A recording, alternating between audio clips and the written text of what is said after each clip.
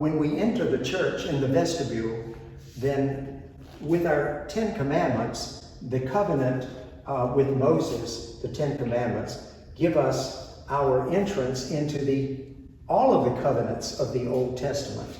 And so the entrance for a Christian to go into the New Testament and the New Covenant is to begin with the Old Covenant.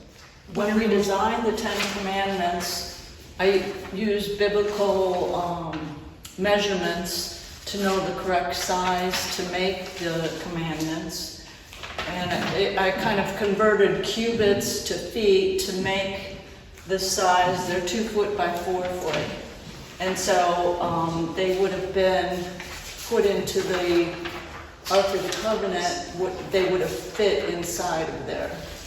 So what happened there, we chose a granite, and later found out that the only place where this granite was mined is in Espiritu Santo, South America, which it was great because when we built the church, we believed the Holy Spirit was actually designing the church because so many mistakes happened along the way.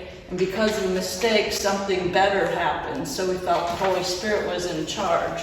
And with the 10 Commandments, the lettering you see is in gold because I wanted it to be like the finger of God writing the words, and they would have been in gold.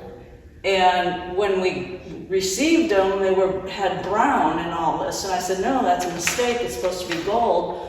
Well, they had when they put the brown paint, they had plastic over this to laser cut the lettering.